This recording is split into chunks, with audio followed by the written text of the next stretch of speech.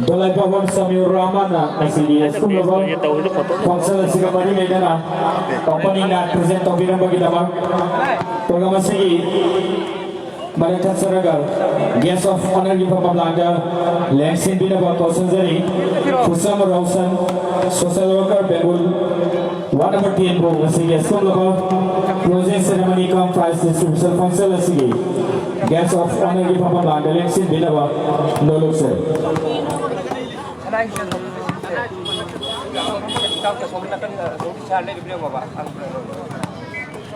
Tagasari, programa sini makasatu sarap po na keynote address bibina bagi damang Kausanzari, Wamayung Mehabub Mali, General Secretary, All Mefa Muslim Development Organization Bu, Nasigi Astung Labang, Program Siga Mali Lena, Keynote Amadi, Amimai Dogi, General Secretary, Warwan Tambila Bang, Nolok Sari. Assalamualaikum. Nasi Yai Paraba Desember kita antara kemapan inkumta lesingan hingga pun matoy asigum napa numita sila All Mayang Impal Muslim Youth Development Organization kami Maidogi Taragan Kuirok Suba Foundation di Kamari Lenana Pangkok Cerapa The Past is 11 Mini Boys Volleyball Tournament 2021 asigi ngasi closing come prize distribution di thoram asigi damakta CBS ki phampham langga bensin beriba mingwena hanga charabada ining thau laisim basana jawa honorable MP Rajya Sabha ahan domakta ikai kumna bochari loinana asigi thoram asigi president ki phampham langga bensin beriba mingwena hanga charabada Sri Kongkang Robindra Singh, Honorable Deputy Speaker, Manipur Legislative Assembly Boso, Aina Handa Mukada, Ikai Kumnabut Sari, Loina Nasigi, Toro Nasigi, Special Guest from Hamdang Television Biriba, Minion Panjarabada, Jim Khaibam, Antas Khan, Honorable MLA, Ilong AC Bosu, Ikai Kumnabut Sari, Loina guest of honor ki phamlam gading sin biri basing Alhas MD Abdul Salam Chairperson Manipur State Hajj Committee Imam Ravi Singh President BJP Mayang Impal Mandal MD Kayamuddin Councillor 1 number 9 MIMC MD Rahul Khan Councillor 1 number 11 MIMC Abdullah Pundrai Mayum, former President, MMWO, Amir Khan Pusam, Director Forward Global Consulting Private Limited, L. Baleswar Singh, Secretary, All Manipur Volleyball Association, Luina, Nimpanba Pandavana Dana, Daiki Pampam de Linsin Biriba, Igi Yamba Singh, Todo Indonga, Taikum Nabuchari, Luina Sigi Asimaba, Sigi. Asobuda daita labiba All Manipur Volleyball Association ki official singbusu aina handa makta deikai kumna bauchare asigum naba closing kam prize distribution ki forum asig tamakta tongan pemofam dagi lenggi rabiba maru mapang sing volleyball project piriba paitara busu aina amukan na ikai kumna bauchare tasina All Mayang Imphal Muslim Youth Development Organization Ami Mandu Haiba Organization से 2009 की दिसंबर की तारीख तरागा मापंदा कोई London मसीकी जो चिंगी दमकत खल्ला Kanda London मसीकी केंद्र सिकी दमकत छापोंग lucky बनी दिसंबर की तांत्रा तरागा मापन से कोई छापोंग लगला बमतुंगा तोंगान बाई कोई एक्टिविटी खरा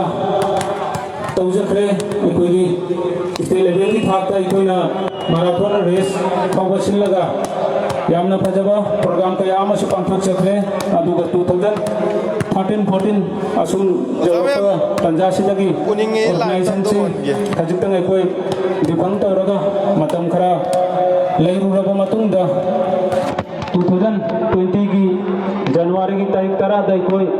अमुक हन्ना रिफॉर्म तौरगा आई इसामत सेक्रेटरीशिप अच्छे 2020 की जनवरी की तारीख 13 तक पाइजरपनी असुमना एग्जीक्यूटिव मेंबर सिंह तोंगान बमाई मागी थौदांग कया लौमिनरागा अखोई 2020 सिदगी मार्च तक अमुक अखोई 2020 की जनवरी दा आमी माइदु हाई ऑर्गेनाइजेशन से रिफॉर्म तौरगा मतिक चाबा अमदी इसंग थौबा नहा कया अमा अखोई ऑर्गेनाइजेशन से की एग्जीक्यूटिव ओइना लैरबा मतुंग दा अखोई 2020 की मार्च ता अमुक यामना तमथीरबा अखोई कोविड की लाइना लैचलसे इंडिया मसा पुंबदे यौरखिबदगी अखोइना तौनिंग थबक थौरम कया अमा तौबु नमददना अखोई मतम खरा लैरे अमुक अदुगी मतुंग दा अखोई 2020 दा अखोई थोखिबा यामना लाइबक्तिबा थौदोक अमा हाई तारे इचल वसिलाम यामना नेके मोना थंबौ हाइना खंगनरिबा माकी लाइबक्तिबा थौदोक अदुदा अखोई ऑर्गेनाइजेशन नासु अचौबा थौदांग अमा लौरगा ऑर्गेनाइजेशन ना अखोई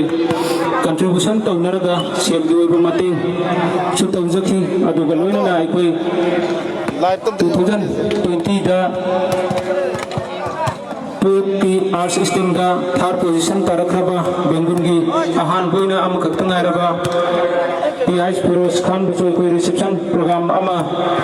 तौजखरे अदुगी मतुंग दा कोई थबक थौरम खरा मचा मसु तौरगलबा मतुंग दा कोई खुदना ऑर्गेनाइजेशन की मेंबर सिंह तानारकान दा मरुइना अचौबु थौदांग ऑर्गेनाइजेशन असिगी थौदांग तुबिरिबा ऑर्गेनाइजेशन असिगी स्पोर्ट सेक्रेटरी अमसु बिरिबा ओजा मिर महांगना ऑल मणिपुर वॉलीबॉल एसोसिएशन अंबागेसु स्टेट रेफरी होना लैबा अदुगा मसामक स्पोर्ट वॉलीबॉल की प्लेयर अमा ओइबदगी अखोइना ओजा मेदा याम कन्ना हाइजरगा अखोई प्लेयर सिंह असि मोजा बोंदगी हौरकपा ngasi अखोई मांगदा उरिबा अखोइगी आमी माइदोना पुथोकचरिबा प्लेयर सिंह असि मोजा बोंदगी हौरकखिबा ngantani मखोइगी ओइबा तोंगानबा हाना ममांगदा अतोपा टूर्नामेंट थोपा कोटा अदुगा कोचिंग तौरपा कोटा मा फौबु लैते अदुबु अखोई 2021 की जनवरी की तारीख फर्स्ट वीक अदवाइदगी अखोई कोचिंग क्लास असि अखोई हौजिक लैजरिबा फिल असिगी ममांग थंगबदा लैरिबा बाजार बेंगुन बाजार ग्राउंड की असिदा अखोई कोचिंग क्लास अमा कोचिंग की ममा अखोई तौरबा मतुंदा अदुगी कोचिंग की मसी तौरिंगै चैनुम दै कोई मार्च की कोई थकाई चलक पादवाइदा ऑल मणिपुर वॉलीबॉल एसोसिएशन अंबाना ऑर्गेनाइज तौदुना कोई कुमालंपा मिनी स्टेडियम दा स्टेट की पांथुर की अदुगी खुदुंग चाबदु लौरगा कोई जो पार्टिसिपेट तौहलौसी अꯉꯥꯡꯁꯤ हायना अखोई पुथोकचबनी लाइबक फबदी अखोई टीम अहुम पुथोकसै टीम अहुम असी अखोई मिनी बॉयज की टीम मनी टीम ए बी अमदी सब जूनियर की टीम अमगा टीम अहुम पुथोकचबनी टीम अहुम पुथोकचब असिगी मनुदा टीम ए मिनी बॉयज की वना टीम ए ना स्टेट की चैंपियन को ओइजरकी अदुगी मतुंदा अखोई मखाताना अदुमक कोचिंग असी चथरजरगलब मतुंदा हंदक पांथुखिबा स्टेट की सिलेक्शन ट्रायल टूर्नामेंट अदुदसु अखोई टीम मंगा अखोई मयामना नुसिबिबा अखोई तौतरुबा अखोई पांथुचरिबा अखोई प्लेयर्स इन जोखपगी असी सपोर्ट तौबिबदगी प्लेयर अतोपा हाना फिल तादतना लेरबा प्लेयर कया अखोई स्किल दी खरा लेजरबा अदु मखोई कोचिंग क्लास असी जावरबा मतुंदगी मखोजु टूर्नामेंट असी थोपगी खुदुंचाबा फंगदगी हंदकी वइना अखोई स्टेट की थाकत तौखिबा टूर्नामेंट अदुदा अखोई टीम मंगा पुथोकचै मिनी बॉयज टीम अहुम उच्छे अखोई छेंगना टीम अहुम मक्सिगी मनुंदा टीम प्लेयर तारागा निथु थमजै प्ले तागदा बिसुमगी तर पक्तनी अदु अखोई प्लेयर तारागा निथु थमनी बसे अखोई प्लेयर से अदुकी मतिक मसिंग जामबनेना स्टैंड बाय प्लेयर से मसिंग जामखिबा अदुना स्टैंड बाय प्लेयर जामबसिना अखोई दसु को अदुकी मतिक साइ प्लेयर सिंग स्टैंड बाय आई थुक सगे प्ले ता जगे हाई बस सिंचिगी कंट्रोल तौ नबो होना बदा अखोई दसु अदुकी मतिक मथा साखिबा कयाम ले प्लेयर सिंगना चाकसा होया ददना मखोइना तौखिबा सिंदु अखोई तसेंग अखोई सु नुवाइते अदुबु अखोइना टीम मयामा पुथोकपदसु अखोइसु खुदोंचा दबल लेबदगी टीम अहुम खक्तंग पुथोकचख्रे अदुगा मिनी बॉयज की सिदा अखोई लेबु थीबदगी अखोई मिनी बॉयज की से अखोई फाइनल फाउबदी लौगद्रा आइना अखोई असंतु दुनिया दुबु सेमी फाइनल दा क्वार्टर दा टीम मनी मले होरगा सेमी फाइनल दा टीम मंगा ले होरगा अखोई अदु मैना हंदकी मिनी की वना लोशन की अदुगा लाइबक फबदी हंदकी ममांग दा लहौदबा अखोई सब दुनिया की टीम मसिना हंदकी स्टेट की सिलेक्शन ट्रायल टूर्नामेंट असिदा स्टेट की वना चैंपियन ओइजरकी असुमना अखोइना पांथोकचरिबा तौजरिबा एक्टिविटी सिंग असि प्लेयर जांखई हुंफुगी मथक्ता अखोई थमगा अखोइना तौजरिबा सिंग असि प्लेयर सिंग असिना अखोई मखोइना तौजरिबा थबक थौरमा सिंग ममांगदा मसिबा वसिदा अतोपा क्लब ऑर्गेनाइजेशन बेंगुन की वना लैरिबा तयासिदा हौजिक फावबदा स्टेट की सिलेक्शन ट्रायल टूर्नामेंट बसे असी ममांगदा अमफावबा पुथोकखिदि हदक लौजरकलिबा अखोई ममांगदा लौजरिबा असिनासु मायाय लंबी गोइना अखोइना येंगदरु मतमदसु अहानबनी अखोइना हिस्ट्री क्रिएट तौजरकिबनी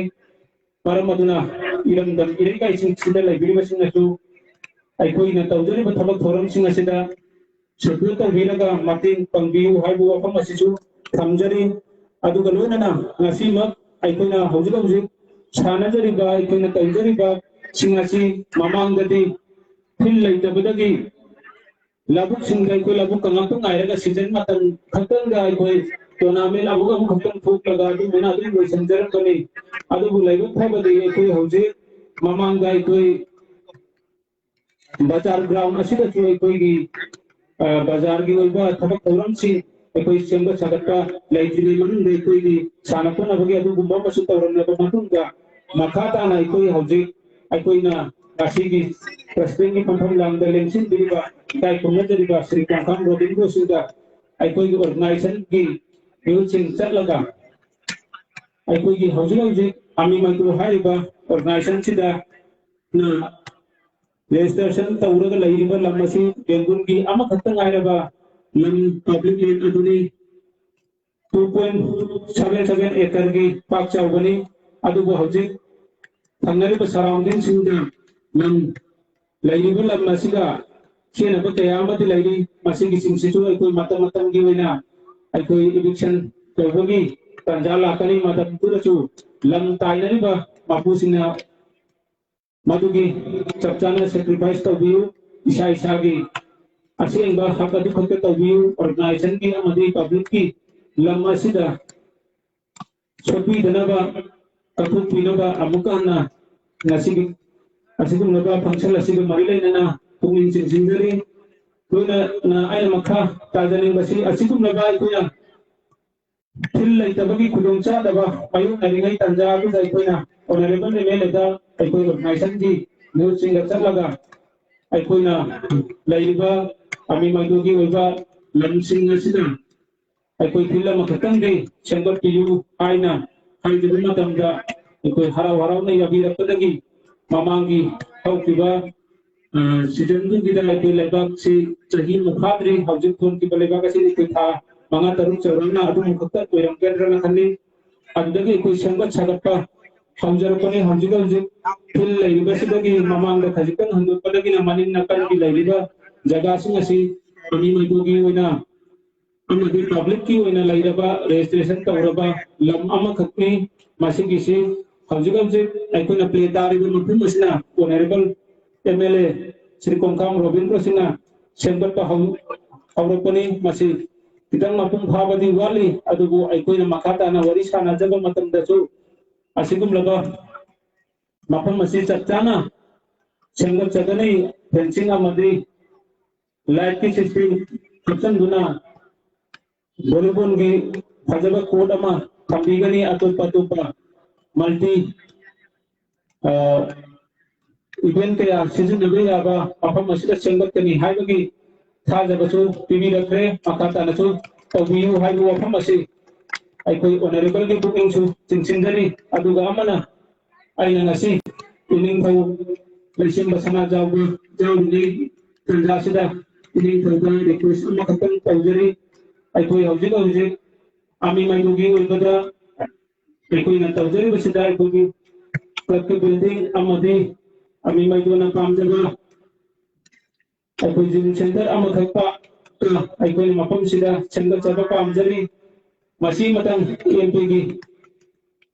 फंदगी इनिंग थौना छिंदी भी यारगदी ऑर्गेनाइजेशन असिगी बिल्डिंग गलोइना जिम सेंटर अमा खतंग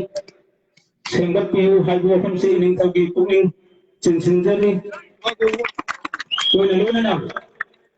आइना मियाम दा वफम खरदंग थमजनिंगी ngasi magai koina player puthokchari basida aikogi player singi guardian singa thamjaning basi player singi aikogi laiba player nifu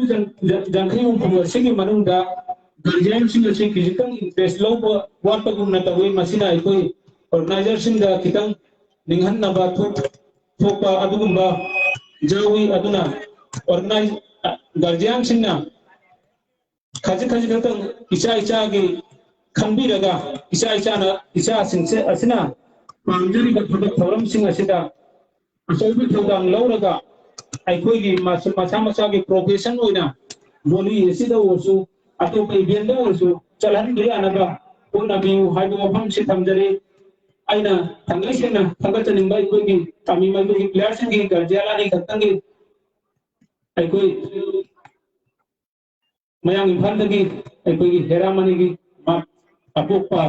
दा जेम्स अखोइ ऑर्गेनाइजेशन असिना अदुकी मतिक थागत फोंदोकचरी लोइनाना अखोइ इरोंगदगी दा जेम इरोंगदगी अखोइगी अनस की काका आई मिंगदगी तौथोकचख्रे माकुसु आई ऑर्गेनाइजेशन की माइकैदगी थंगैसेना थागत फोंदोकचरी मकोइना लोबिरी असुमना अतोपा प्लेयर सिंह असिसु दायित्व चचाना लौबी रगदी असें बोइना नेशनल की थाकता पुथोकपदा अखोइसु अचौबा थौदांग लौबदा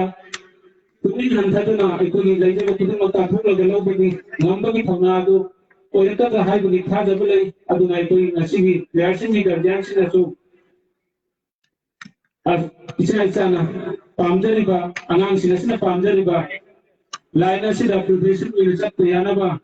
पुना बिउ हाइबो वफम असि थमजरगा मतंग असिदागी कीनोट एड्रेस कंसिडरी अस्सलाम वालेकुम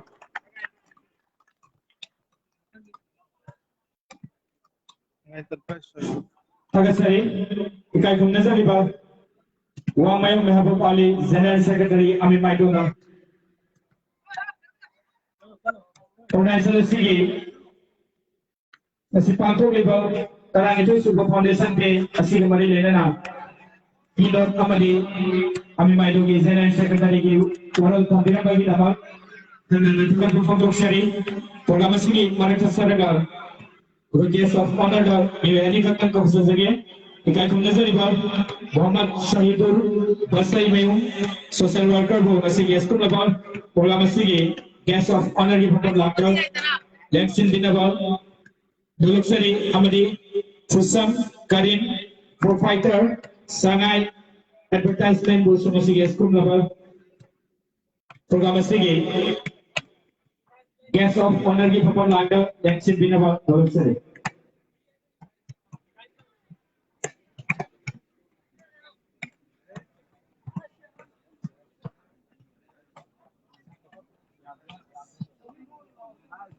Jangan sering. Program ini makasan secara koi nak koi polisi akan membantu di mana dong. Tujuan apa? Sejagi. Ikai kumna sariban. El Balesor Singh, Secretary, All Men for Muslim, Volleyball Association, General Secretary ये फौजी को भी बात El Balesor बैठे ना वैसे ये इसको बात Trinity Super Foundation Day asli हमारी लेना ना तंत्र परफॉर्म तब भी ना लोग सरे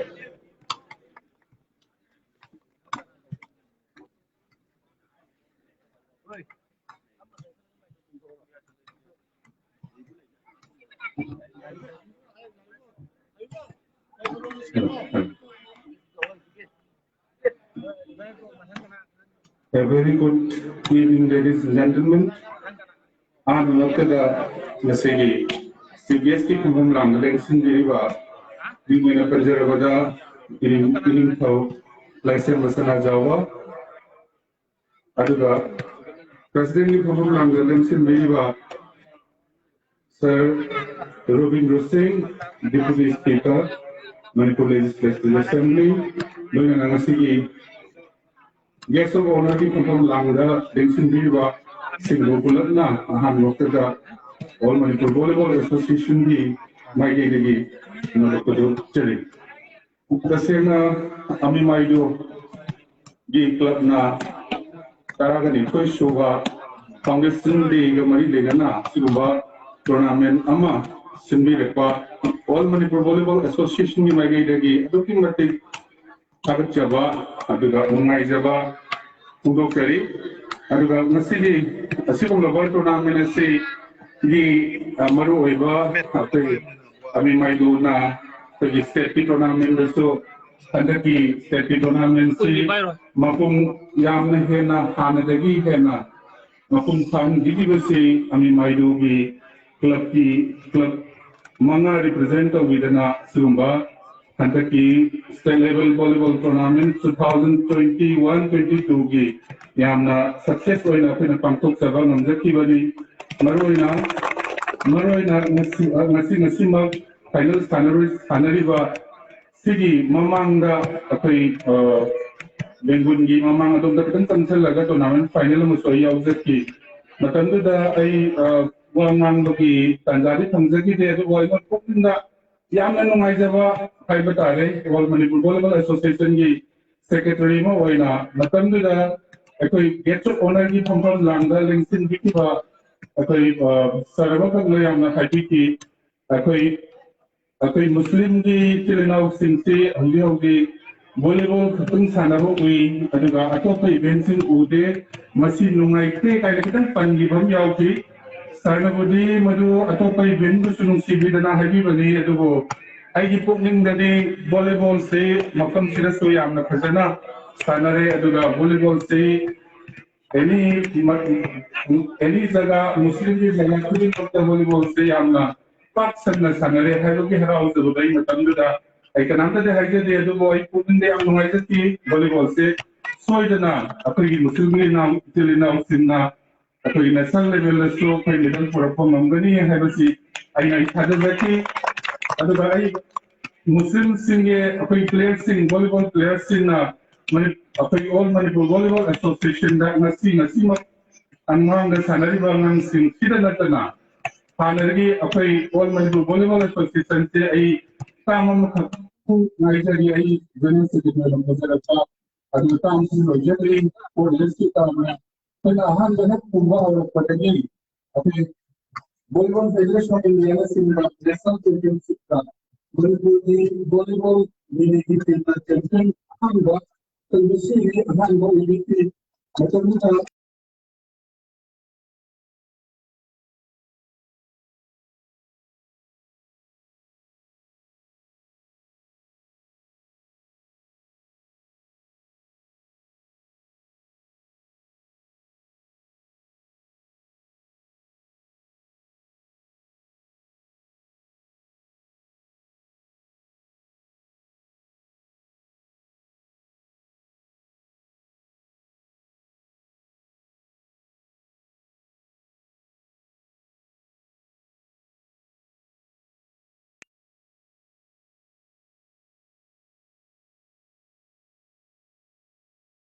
फाइनल दुसु अदुम यामना कम्पिटिटिव होइना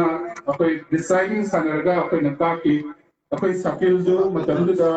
मा बेस्ट प्लेयर ताकिबनी आई उसेना पजबसे होजे होजे 2016 17 साइडगी अखोयगी मुस्लिम की तिलेनाव सिंसिना अखोयगी ऑल मणिपुर वॉलीबॉल एसोसिएशन दा जो कंट्रीब्यूशन नमा पीरे हाइबदो आई मयामदे थमजबनी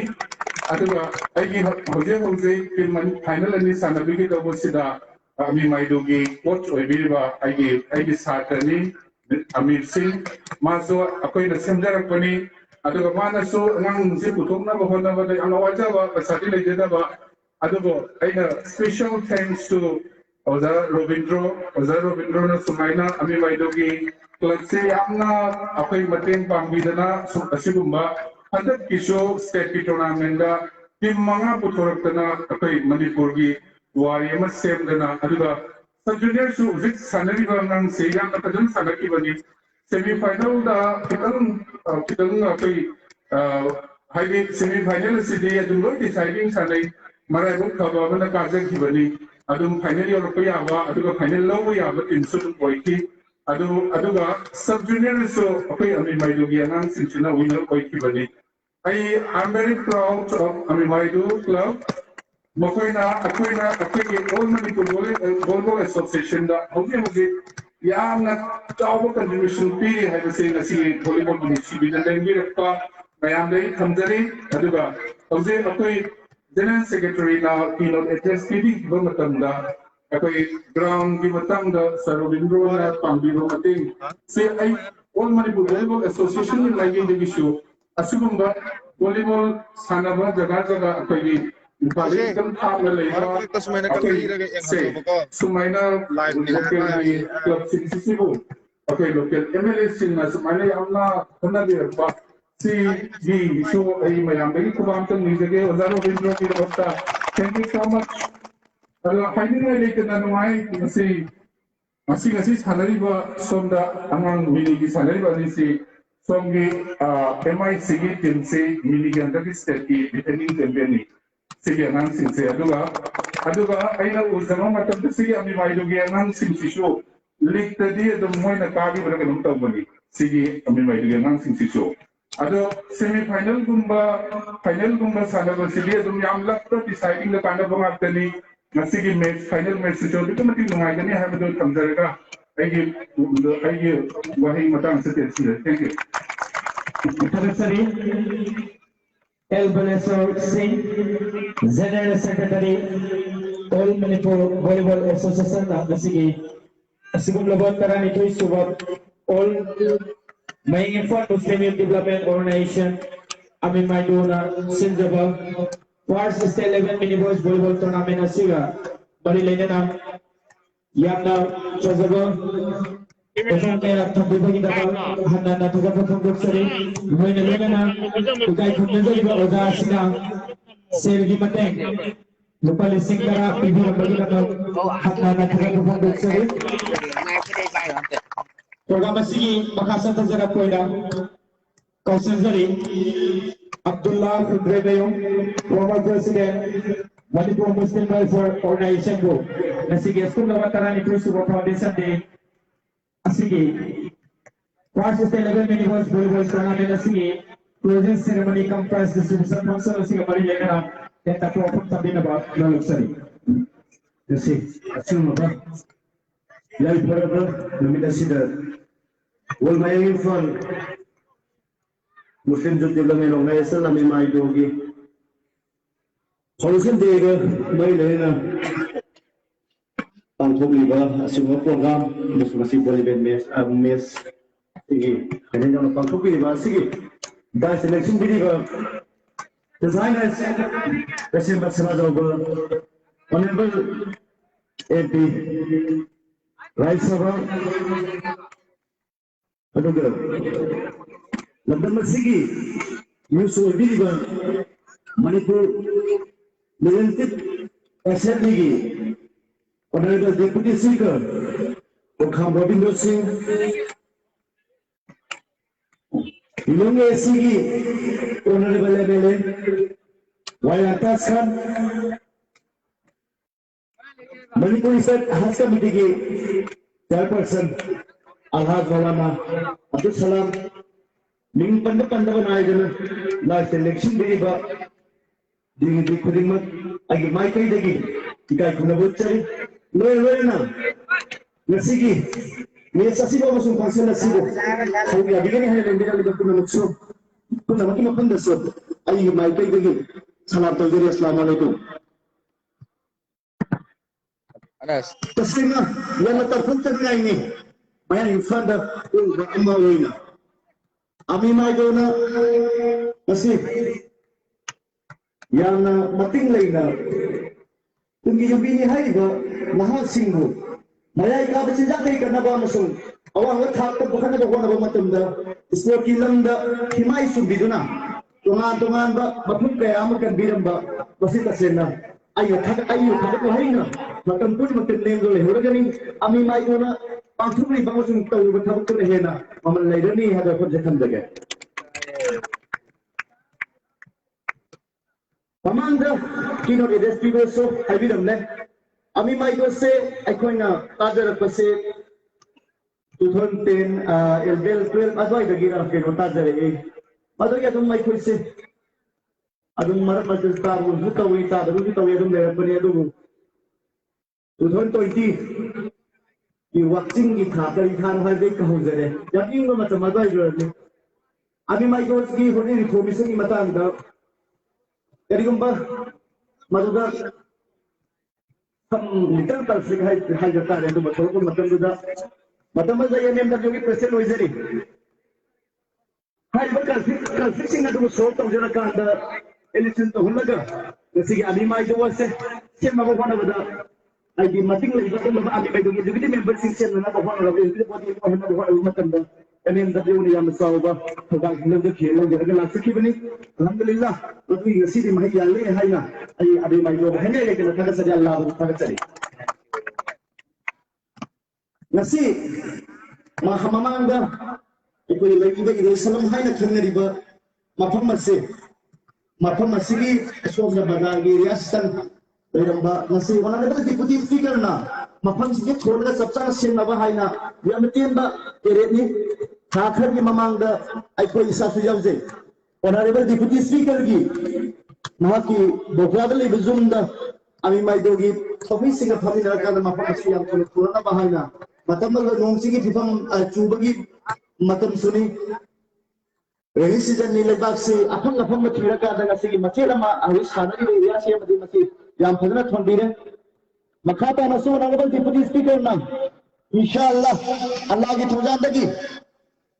Lakadariba, Manipur Assembly as the Mai Palapatagati, Aiba, the Sagi, Ami Maidona, Musumay, Fal Bengundia, Musumay, Pamiba, Adino, Kilana Pasuba, Kila Mamanto Pirakanda, Aiba, Roger, while the six semester, while the six so, Mapun and Simba Pirakani, I say, I might think it's Nasi Princess, could do Sablo, and I'm looking in Howling saying a practice of Baha, say, no kindergarten practice of Yatava, Madame Day, Hanama Katasu, I go to system when I'm doing Natava. Hanama education, Haiba, what's the issue? Down to the Sky, Madame Maracata. I don't know if you know the schooling, another college, you said that in Matana Greta, Numirangi Matunda, practice of the Kurusan of Vidamaka. hai ro mafam mase honorable deputy speaker ki mafam da masi proposal metan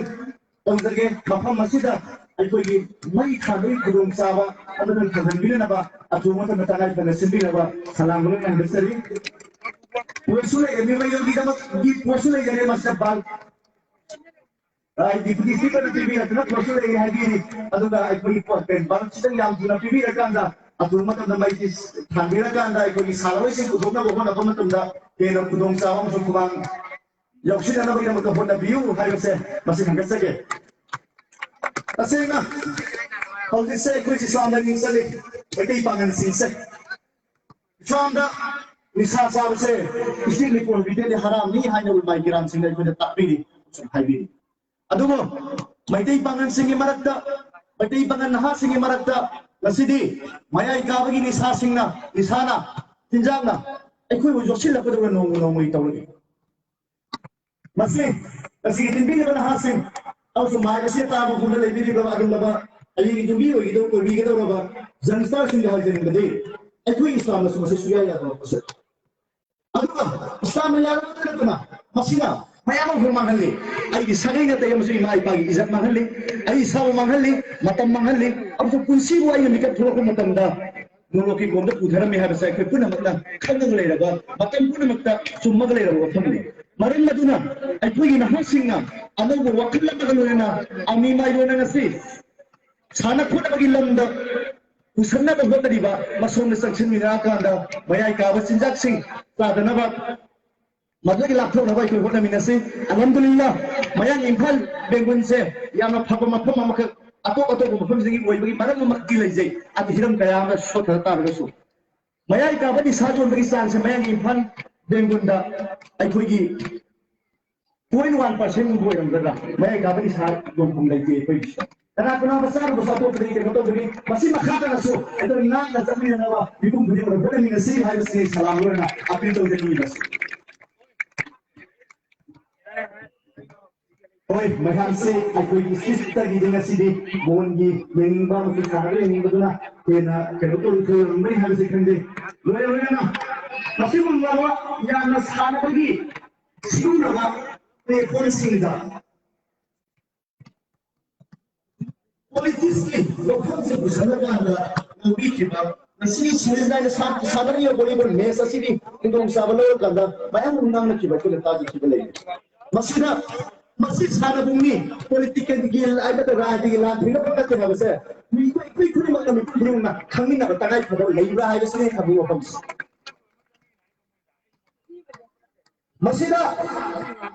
Karena kami ini hai mana karena aku baru nak ini warga sini hai ba new singa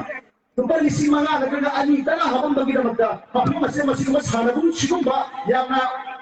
anu mana mama lagi ba siapa nak pakai phone sih saja rani kurung sama nak mana bukan macam ini tu video nu hai sini tu video apa malu mai tu ni mana masuk orang lain kami di baik itu besok makanya malu masih kita dulu saya pun ni kami Ada ni kasi agi mai yogi ground. Na kerana agi mai yogi kasi sadari sing sa political dia tu betul betul tu siapa sing salam tapi tahu jadi bas. Tahu nasi, lau nasi, rai tu macam dah, rai tu nasi, pun nasi, na nasi. Ya, Indian president pilih ba, aduh lepas. Demokratik rai tu ni manusia. Batu dah tengah. Sana pada buayo, amma dah buayo. Heta aji sih pakai kau kurung sa balau orang kerana aku buat sahaja tu nak buat apa? Saya nak buat apa? Masih. Tahu benar isi, aduh kan? Kasi ayah lupa di sini mga, kasi sina matimpang ko to ba adi matimpang ko to, batu kasi na ayah kali ko makara di kulung sa balong na namya, kaya ni mo beto bui mo hunto buse, masih ayah ya tu kasi na lepse re tong jero, maya pun tong bigan no, mamang re tong jero kri hari sini kami ako. Kasi wala naman di kutisikan na. Aku sida sahi mari makaya sida MLA na kabir ako lagi pagwi abal lang bisig wala sabire uji isi kita pire biga thambire adagi akoi keno water supply hodi paisa yam sang na akoi bi sagat pa hobire adu hai ga phile sida deso matum Allah ki tuja lagi akoi yam kan hol na jari ni mai pal ko tara gati makul su pahan digere hai na sa to bi pasi phile se तसेंना याम फजबा मया इफान लेबा honourable deputy speaker की मनाक लेबा fill अदुगा आई महाकी मफम दु मानदब तारगसु अदुम फजबा नमदसु मदुई तान Seng PU हायबसि देखुना सलामुल नाफिल तौदनी बासे अदु गसगी अकोगी inning थौदा अमी माइकोगी माइकी दी तौकियो प्रपोजल असे मसी इनिंग थमसे अखोई राय सभा एमपी होना सब मतलब दे अखोई इनिंग थोई बायो ते यामकन देना लाउदा तो बोली मना दे राय सभा एमपी हो सला निजब निंग थोबो ले निंग मुदना अखोई निंग थोगा तो जनिंग बा इंडिया की एमपी हो हेनिंग दना अखोई कने लाउजरी रिया चलुरी बले अदु वो गसे ऑनरेबल केनो बिरबनीना हाइबा केनो दगी अखोई यंदीरा कादा कोई मैते पांगन सिंह से निंग थोगा सो मतम पुन मत मैते पांगन सिंह से तुम शिरग लेबी मतम पुन मत आसा मिया ना यंदीरा बा तसे नहीं थोगो अखोई थगत वही तसे मतम पुन मत नेम गदोबनी पॉलिटिशियन सिंह राय वाला सिंह माई मागी अपामदा अखोई कमेंट हेते सदुनबा केनो तो गोदा गिटार गसो इनिंग थोना मणिपुर की सिटिजन खुदिंग मको कमेसा खुदिंग मको अमतो येंग लापा मिशक अमा हाय मणिपुर दा हाय बता रहे मधुई नंबर 1 दा अखोई योर हाइनेस सिंह हबसे असिका से इनिंग को मांगे हाय हाय दबो फन मधुदनी अखोई एमपी होई गे खोइदम सगो फाउ दे दिनी को और विन मा पी हाय दे अदुना मसी इनिंग थोंग सो मसे अमी माइगोगी यो इंडस्ट्री बदा बिजनेस सेक्रेटरी तो वी प्रपोजल दो अदु तसेना ममांग की एमपी कया महो फे कया मलाखरे चे खरा बिसनरा अमगा लाइबी साइ हाजन मुगुंबा अदगी कनो खरा पैसा खरा पांगा अदु साइ हाजन लकांदा अइको यमियामबु थमाइ जलगा लाखिबनी अदु हदती इनिंग थोंगना मसी मत मतिंग पांगबिरा कांदा नहाकी नसानी ननाइनी अखोई इनिंग थोगो अखोई मतम पुन मत एमपी होइजु उजदे इनिंग थोगया तुम उजगे उजरी मसी थमो योरफमनी अदुगो तंगाई फंदे एमपी हो Birne local area development फंदगी kasi अबे मजुरी प्रपोजल मसी कंसु उल्टी तो ना को बियो हायो फबे फंदे एते जगे पुन को हो थेंगे तगसरी इकाई कुम नजरी पर Abdullah फुंद्रे मेउ former president Manipur Muslim Welfare Organization nang sige skum laba program asiga mari leina yamna phajaba form kya maram thambiram bagi tamal आई की पैसा सु तान दे पेसर ग्रुप ने दुनिया दाने न कोइलाब न होल नहीं जम नहीं की माइकई दगी तसेना ममन दि याव जदा बिसु मगी रुपा लिसिंग हातंग नसिगी कनोसगी मते बांबोले थमजरम के होखनु थमजरम Hagasari sel gi mateng lisim mga amasuk pipiram bagi tamal program asigi Marak Saraga Kausanjari guest of honor ki perform Bangaleng sit dinaba M Basanta Pradhan Lapupataya Terabo Masige Sumlaba Pogabasiga Marilena na guest of honor ki perform Bangaleng sit dinaba Rolusari Aduga Agoi Lembiragi Bakwaitara da Karan Zabamana Agoi Nasigi Sanagalur Gomez Asi Anili Se Agoi finance head Loibaga Agoi state level da tawkiba tournament adu dang amlakiba team ani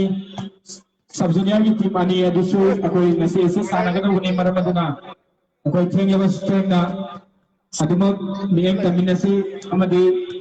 akoi VIP singasina awalo lingai matanda akoi lausan gongsan bagi tabuk siam tangi tawbirakan haduna all may farm muslim development organization ki maikai bagi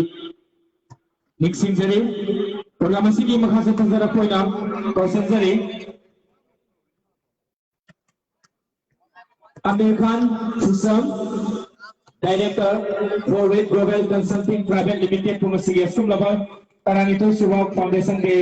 Amadi, first State 11 Minibus Volleyball Tournament, Asigi closing ceremony come prize distribution Panjala Siga, Mari Lenana, 10th October from Tabinaba, Lolo Sere. Assalamualaikum. Ngasigi Yamna Kazaraba Singh Laba Umdang Warangi Umza Sita Nithirak Suba Foundation Day Gamari Lainana Old Man in Halmus Muslim Youth Development Organization Mimaido Nasin Jalang Guna First State Level Mini Boys Volleyball Tournament Bengal Public Ground Iroi Salamang in Halda Nikut Karagi Manung the Panghoka Gataba Asida I was so guess of honor, guess of honor, get from Handa, Kami na bagi sama invite tinggi na pila mas harap bawa kita macam untuk seri tahan pada koi di yang cinglam lebai ining thau lesen pasana jawab seges ki pam nang election diri ba dan baru parlimen rai sabha itu kita itu nak cari presiden ki pam nang election diri ba Robert Singh deputy speaker Manipur Legislative Assembly amadi special guest hoina koi thanga ba ke mrudagi why understand honorable MLA Nilong SC guest of honor lang pam nang election diri ba last Maulana Abdul Salam Chairperson Hasis Manipur State Harrison Irom Ravi Singh President BJP में Nikhil Mandal Maulana Kaimuddin councillor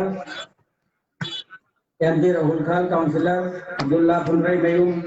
farmer president MMWO अमदी L बालेतो Singh secretary all Manipur volleyball association पुनः मपुतुम तिकाई कुमनबुचरी अमदी ngasiगी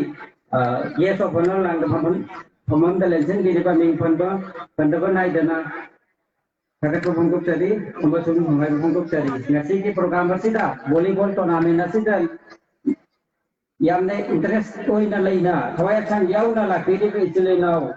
bai to la halaman chatra na hawa bai puna makusu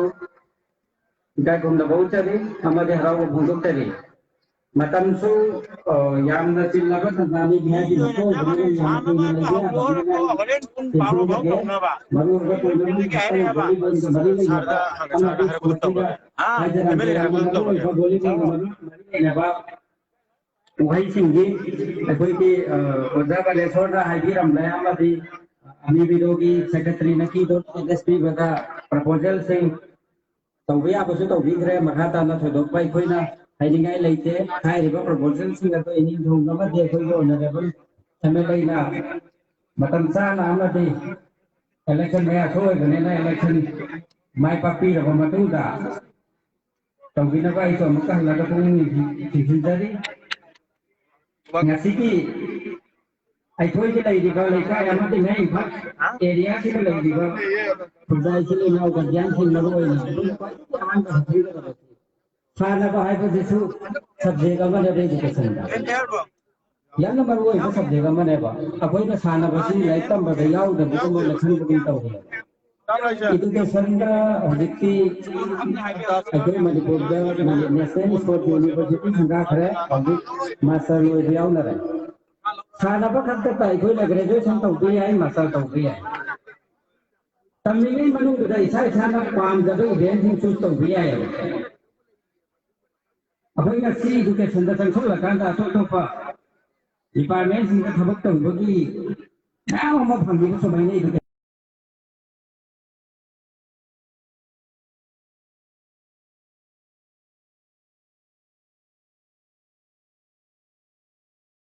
तुम नहीं हो बकाता